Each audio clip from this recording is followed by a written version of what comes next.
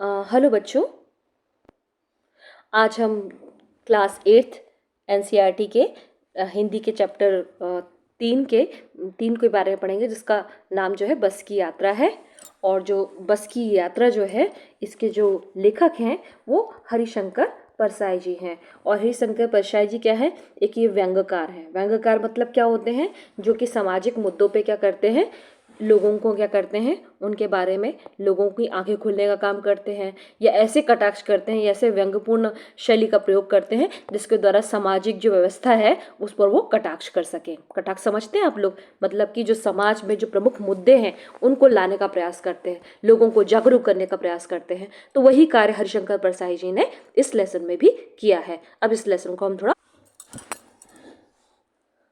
Lesson start करते हैं। हम 5 मित्रों ने तय किया कि शाम 4 बजे की बस से चलें। तो मतलब कि 5 मित्रों के साथ लेखक चल रहे हैं।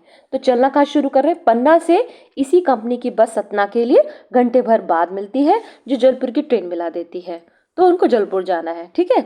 और सुबह ये घर पहुंच जाएंगे। इनमें से 2 को सुबह काम पर भी हाजिर होना था, इसलिए वापसी का उन्होंने क्या किया, यही रास्ता अपनाना उन्होंने मुनासिब समझा। लोगों ने सलाह दी कि समझदार आदमी इस शाम वाली बस से सफर नहीं करते। क्या रास्ते में डाकू मिलते हैं? नहीं, बस डाकन है। तो कई लोगों ने इनको समझाया कि भैया जो बस जो शाम वाली है इस पे मत करो, ठीक है। और तुम इस एक काम करो, सुबह वाली है दूसरी गाड़ियां ले लेना, ठीक है। फिर आगे क्या है, बस को देखा तो श्रद्धा मर पड़ी, ठीक है। अब यहाँ से जो है लेखक व्यंग करना शुरू करते रहे। खूब वयोवृद्ध थी। श्रद्धा मर पड़ी यानी कि उसको देखकर कि श्रद्धा न मत हो गए कि भैया कैसी बस है। वयोवृद्ध यानी कि बहुत ही जंजल अवस्था में थी। सदियों के अनुभव के निशान लिए हुए थी। लोग इसलिए से सफर नहीं करना चाहते कि वृद्धावस्था में से कष्ट होगा। यह बस पूजा की योग्य थी। इस पर सवार कैसे हुआ जा सकता है, यही मन में क्या आ रहा था, भाव आ रहा था। बस कंपनी के एक हिस्सेदार भी उसी बस से जा रहे थे। मतलब एक जो पार्टनर था बस कंपनी का, वो भी इसमें बैठा हुआ था। हमने उससे पूछा, मतलब हम सब उसी से पूछने लगे, यह बस चलती भी है? तो वो फटाक से बोला, चलती क्यों नहीं है जी, अभी चलेगी। हमने फिर पूछा, कहीं वही तो हम देखना चाहते हैं, अपने आप चलती है तो, या? तो उसने फटाक से दिया, हाँ ये अपने आप चलेगी। गजब हो गया, ऐसी बस भी अपने आप चलती, ये हम सोचने लगे। फिर हमने आगा पीछा भी हम करने लगे कि हम भैया जाएं कि नहीं जाएं, ये सोचने लगे। डॉक्टर मित्र ने कहा, डरो मत, चलो, बस अनुभवी है, नई नवीली बसों से ज्यादा विश्वसनीय है, हमें बेटों की तरह प्यार से गोद में लेकर के चलेगी, ठीक है। तो एक डॉक्टर मित्र है, वो कह रहे हैं, वो भी एक व्यंग करते हुए कह रहे हैं, अनुभवी है, एक्सपीरियंस इतनी हो गई है कि हमको बेटों की तरह गोद में सीट में ये प्यार से गोद में बैठा करके लेके चलेगी। हम बैठ गए। जो छोड़ने आए वे इस तरह देख रहे थे जैसे अंतिम विदा दे रहे हैं। उनकी आंखें कह रही थीं, आना जाना तो लगा ही रहता है, आया है जो सो जाएगा। राजा रंक फकीर, आदमी को कूच करने के लिए एक निमित्त होना चाहिए, ठीक है। तो इस तरह के भाव भी हमको देखने को मिलने लगे थे कि लोग कह रहे थे भैया आप चले जाओ, आना जाना लगा रहता है, मतलब अगर आप इस संसार में रहे तो ठीक और नहीं रहे तो भी ठीक, इस तरह की बात होने लगी थी। इंजन सचमुच स्टार्ट हो गया, ऐसा जैसे सारी बस ही इंजन है और हम इंजन के भीतर बैठे हैं। मतलब इंजन तो स्टार्ट हो गया लेकिन इतनी आवाज थी कि ऐसा लग रहा था कि हम इंजन पे, क्या इंजन हमारे भीतर बैठ गया, ऐसा लग रहा था हमें। कांच बहुत कम बचे थे, जो बचे थे उनसे हमें बचना था। मतलब इस तरह से कांच टूटे फूटे हुए थे कि उनसे घाव या चोट हमें ही लग सकती थी, तो हमें ही अपना बचाव करना था। हम फौरन खिड़की से दूर सरक गए। इंजन चल रहा था, हमें लग रहा था कि हमारी सीट क्या है, इंजन के नीचे है। तो मतलब इतनी तेज आवाज थी इंजन की कि खुद ब खुद महसूस हो रहा था कि हमारी जो सीट है उसी के नीचे इंजन है। बस सचमुच चल पड़ी और हमें लगा कि यह गांधी जी के असहयोग और सविनय अवज्ञा आंदोलन के वक्त अवश्य ही जवान रही होगी। समझ लीजिए कि हमने अपना अपना वहां से विचार लगाना, मतलब यहाँ पे लेखक ने अपने विचार प्रस्तुत करना शुरू कर दिया होगा कि ये भी कभी जवान, ये टांट पास कर रहे हैं, एक व्यंग कर रहे हैं कि ये अभी इसका ऐसा हाल है। तो ये उस समय उस जमाने की होगी जब गांधी जी ने क्या किया था, असहयोग या सविनय आंदोलन किया था। उसे ट्रेनिंग मिल चुकी थी, हर हिस्सा दूसरे से असहयोग कर रहा था। पूरी बस सविनय अवज्ञा आंदोलन के दौर से गुजर रही थी। सीट का बॉडी से असहयोग चल रहा था। कभी लगता सीट बॉडी को छोड़कर आगे निकल जाएगी, कभी लगता कि सीट को छोड़कर बॉडी आगे भागे जा रही है। 8-10 मील चलने पर सारे भेदभाव मिट गए। यह समझ में नहीं आता था कि सीट हम पर बैठे हैं या हम सीट पर बैठे हैं। देखिए इस तरह का अंतर हो चुका था कि अब कुछ भी समझ में नहीं आ रहा था कि सीट हम पे बैठी है या हम सीट पर। ठीक है, इस तरह के भाव हो चुके थे। एकाएक बस रुक गई। मालूम हुआ कि पेट्रोल की टंकी में छेद हो गया है।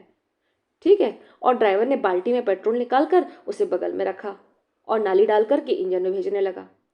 अब मैं उम्मीद कर रहा था कि थोड़ी देर बाद बस कंपनी के हिस्सेदार इंजन को निकाल कर क्या करेंगे, गोद में रख लेंगे और उसे नली से पेट्रोल पिलाएंगे, जिसे माँ बच्चे के मुंह में दूध की शीशी लगाती है। कितना बढ़िया व्यंग किया गया है कि भैया कि इस तरह की जब इतने लंबे दूरी की का अगर कोई बस यात्रा करती है तो पर्याप्त उसका मेंटेनेंस किया जाता है, उसमें पेट्रोल की टंकी बराबर है कि नहीं है, उसमें किसी तरह का कोई लीकेज तो नहीं है, ये सब चेक किया जाता है। जब इस तरह का मेंटेनेंस नहीं होता है तो कैसी अवस्था होती है उसका वर्णन यहाँ पे हरिशंकर परसाई जी कर रहे हैं। बस की रफ्तार में अब 15-20 मील हो गई थी। मुझे उसके उसके किसी भी हिस्से पर अब कोई भरोसा नहीं था। लेखक खुद ब खुद कह रहा है कि अब मुझे कोई भरोसा नहीं है कि कब हो जाए, कब ब्रेक फेल हो सकता है, कब स्टीयरिंग टूट के आ जाए। लेकिन प्रकृति के दृश्य जो थे वो बहुत ही लुभावने लग रहे थे। देखो मतलब यहाँ पे तो कटाक्ष तो कर ही रहे हैं, साथ ही साथ कह रहे हैं कि लेकिन प्रकृति के दृश्य जो थे वो इतने सुंदर थे कि उनको देखने का मन ही कर रहा था। दोनों तरफ हरे भरे पेड़ लगे हुए थे जिन पर पक्षी बैठे थे। मैं हर पेड़ को अपना दुश्मन समझ रहा था। जो भी पेड़ आता मुझे डर लग जाता कि कहीं बस उससे टकरा ना जाए। वह निकल जाता तो दूसरे पेड़ का इंतजार करता। झील दिखती तो सोचता कि कहीं इसमें बस गोता लगा जाएगी। तो मतलब जो लेखक हैं वो हर समय डरे समय बैठे थे कि किस तरह से मैं मतलब कि सुरक्षित रूप से अपने घर पहुंच जाऊं। आज उसकी मुसीबत आ चुकी थी लेखक पर। एकाएक फिर बस रुकी। ड्राइवर ने तरह तरह की तरकीबें की पर वह चली नहीं। सभी ने अवज्ञा आंदोलन शुरू हो गया था। कंपनी के हिस्सेदार कह रहे थे बस तो फर्स्ट क्लास है जी, यह तो इत्तेफाक की बात है। ठीक है, तो अब यहाँ पे अब एकदम से आकर के बस रुक गई है और सारी तरकीबें लगाने के बाद जब स्टार्ट नहीं हुई तब भी जो है पार्टनर जो है कंपनी का वो कह रहा था कि भाई हमारी बस इतनी बहुत अच्छी है, बस ये तो इत्तेफाक हो चुका है कि ये गाड़ी खराब हो गई, नहीं तो गाड़ी इतनी शानदार है कि बिल्कुल कहीं रुकती ही नहीं। उसका कहना ये था। क्षीण चांदी में वृक्षों की छाया के नीचे वह बस बड़ी दयनीय लग रही थी। लगता जैसे कोई वृद्धा थक कर बैठ गई हो। हमें ग्लानि हो रही थी कि बेचारी पर लद कर हम चले आ रहे हैं। अगर इसका प्राणांत हो गया तो इस बियाबान में हमें इसकी अंत्येष्टि करनी पड़ेगी। तो मतलब यहाँ पे देखिए मतलब कि लेखक कितनी विस्तृत सोच भी रखते हैं कि अगर मान लो यहीं पे अगर इसकी जर्नी समाप्त हो जाती है तो फिर क्या होगा, हमको यहीं पे इसको छोड़ करके अपना आगे का रास्ता तय करना पड़ेगा। हिस्सेदार साहब ने इंजन खोला और कुछ सुधारा। फिर बस आगे चली और उसकी चाल और कम हो गई थी। धीरे धीरे वृद्धा की आंखों की ज्योति जाने लगी। चांदनी में रास्ता टटोल कर वह रेंग रही थी। आगे या पीछे से कोई गाड़ी आती दिखती तो वह एकदम किनारे खड़ी हो जाती और कहती निकल जाओ बेटी। अपनी तो वह उम्र ही नहीं रही। एक पुलिया के ऊपर पहुंचे ही थे कि एक टायर फिस करके बैठ गया। वह बहुत जोर से हिलकर थम गई। अगर स्पीड में होती तो उछलकर नाले में गिर जाती। मैंने उस कंपनी के हिस्सेदार की तरफ पहली बार श्रद्धा भाव से देखा। वह टायरों की हालत जानते हैं, फिर भी जान हथेली पर लेकर इसी बस से सफर कर रहे हैं। उत्सर्ग की ऐसी भावना दुर्लभ है। अब जो लेखक है वो ये भी कह रहे हैं कि मुझे तो जो कंपनी की जो पार्टनर हैं उन पर भी एक दया सी आ रही है कि इतनी मतलब जो बस है उसकी इतनी बेकार हालत है फिर भी वो उस पर सफ़र कर रहे हैं। वो जानते हुए भी ये भी अपने आप में एक उत्सर्ग की भावना, ये तो जो भावना ये बहुत ही दुर्लभ है, अपने आप में एक सोचने वाली बात है। सोचा इस आदमी के साहस और बलिदान भावना का सही उपयोग नहीं हो पा रहा। इसे तो किसी क्रांतिकारी आंदोलन का नेता होना चाहिए था। अगर बस नाले में गिर पड़ती और हम सब मर जाते तो देवता बाहें पसारे उसका इंतजार करते, कहते वह महान आदमी टायर के लिए प्राण दे दिए। मर गया पर वह टायर नहीं बदला।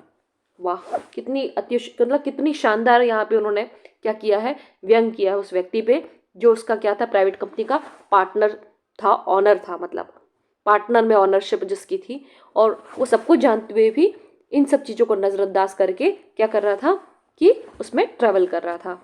और सच में वो ये सही बात है कि अगर इस तरह का ट्रैवल करना था उसको तो इससे अच्छा तो वो किसी क्रांतिकारी आंदोलन का नेता बन जाता तो ज़्यादा बेटर होता, सबका भला होता। तो ये अच्छी बात कह रहे थे कि लेखक कि मतलब कि आप सही तरीके से लोगों की जान, अपनी जान की मतलब सही तरह से सब लोगों की जान की तो आप परवाह नहीं करते, लेकिन अपनी जान की तो परवाह करो।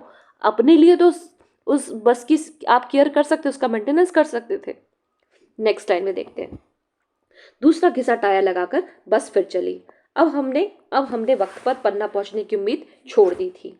पन्ना कभी पहुंचने की उम्मीद छोड़ ही दी थी। पन्ना क्या कभी भी पहुंचने की उम्मीद हमें बिल्कुल भी नहीं थी। लगता था जिंदगी इसी बस में गुजारनी है और इससे सीधे इस लोक को प्रयाण कर जाना है। इस पृथ्वी पर उसकी कोई मंजिल नहीं है। हमारी बेताबी तनाव खत्म हो गए। हम बड़े इत्मीनान से घर की तरह बैठ गए। चिंता जाती रही, हंसी मजाक चालू हो गया।